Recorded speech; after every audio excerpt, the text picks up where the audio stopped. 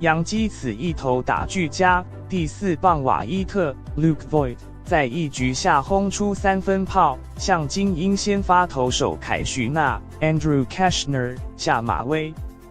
洋基在第3局下攻的1分以及第5局下抢下2分，第5局结束取得6比1领先。精英全场苦追赶，在4局上攻的1分后，6局上再下一城。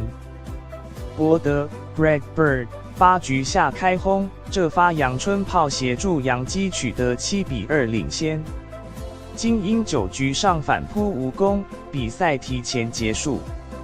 精英先发投手凯许纳主投4局，被敲出6支安打，失6分，自责分率13.50，吞下败投。